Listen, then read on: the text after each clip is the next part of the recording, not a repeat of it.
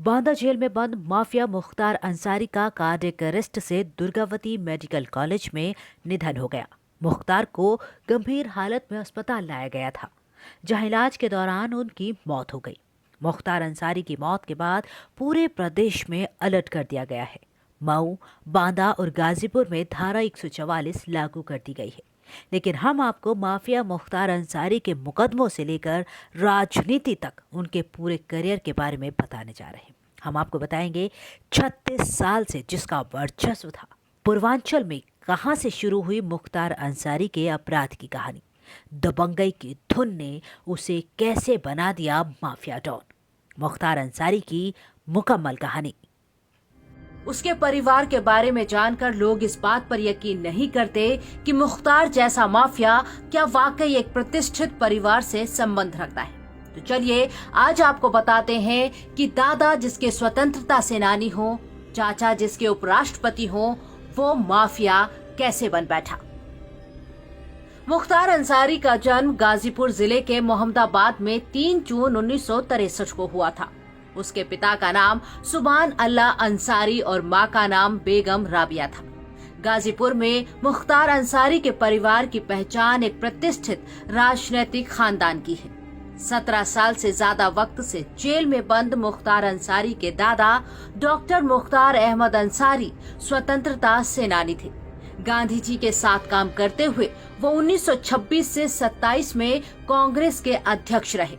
मुख्तार अंसारी के नाना ब्रिगेडियर मोहम्मद उस्मान को 1947 की लड़ाई में शहादत के लिए महावीर चक्र से नवाजा गया था। मुख्तार के पिता सुभान अल्लाह अंसारी गाजीपुर में अपनी साफ सुथरी छवि के साथ राजनीति में सक्रिय रहे थे। भारत के पूर्व उपराष्ट्रपति हामिद अंसारी रिश्ते में मुख्तार अंसारी के चाचा लगते हैं। एक मामले की सुनवाई के लिए मुख्तार अंसारी को यूपी की बांदा जेल से पंजाब की रोपड़ जेल भेजा गया था। इसके बाद वो लंबे समय तक वहीं था। यूपी में बीजेपी सरकार बन जाने के बाद मुख्तार वापस नहीं आना चाहता था। उसे यूपी लाए जाने के लिए दोनों राज्यों की सरकारों के बीच खींचतान चली। मामला सुप्रीम कोर्ट तक जा पहुंचा। सुप्रीम कोर्ट ने सुनवाई के बाद उसे यूपी शिफ्ट करने का फरमान सुनाया। इसके बाद 7 अप्रैल 2021 को सुप्रीम कोर्ट के आदेश के बाद भारी सुरक्षा इंतजामों के बीच बाहुबली मुख्तार अंसारी को पंजाब के रोपड़ से हरियाणा के रास्ते आगरा, इटावा और औरैया होते हुए बांदा जेल में पहुंचा दिया गया। मऊ में दंगा भड़काने के मामले में मुख्तार ने गाजीपुर पुलिस के सामने सरेंडर किया था और तभी से वो जेल में बंद है।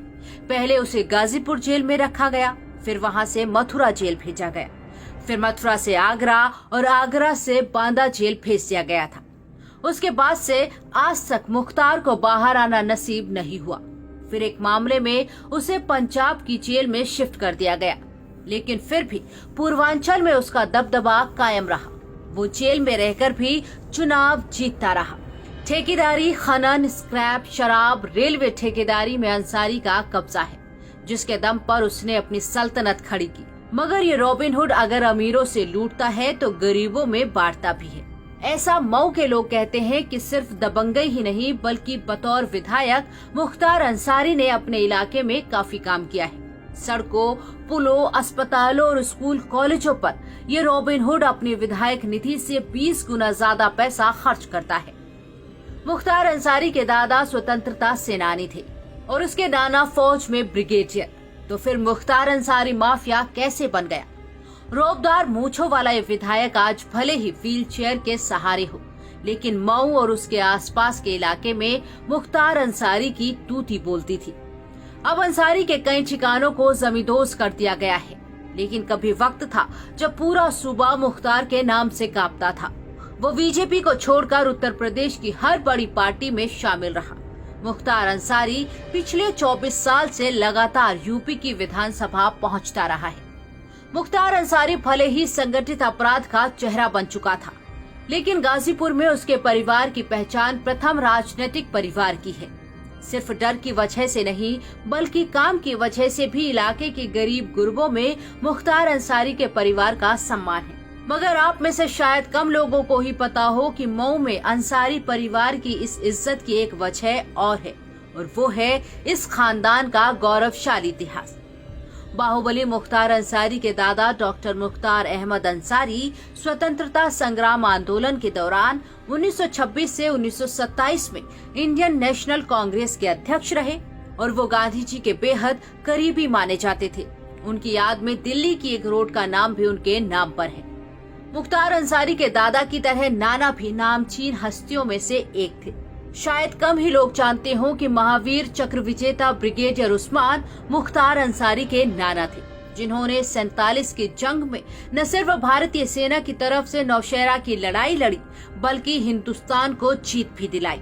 हालांकि वो खुद इस जंग में हिंदुस्तान के लिए शहीद हो गए थे। खानदान की इसी विरासत को मुख्तार के पिता सुभान अल्लाह अंसारी ने आगे बढ़ाया। कम्युनिस्ट नेता होने के अलावा अपनी साफ सुथरी छवि की वजह से सुभान अल्लाह अंसारी को 1971 के नगर पालिका चुनाव में निर्विरोध चुना गया था। इतना ही नहीं, भारत के पिछले उपराष्ट्रपति हामिद अंसारी भी मुख्तार के रिश्ते में चाचा लगते हैं।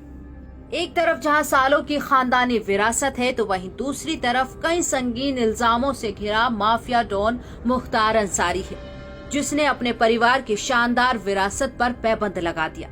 मगर इस खानदान की अगली पीढ़ी से मिलेंगे तो फिर हैरानी होगी।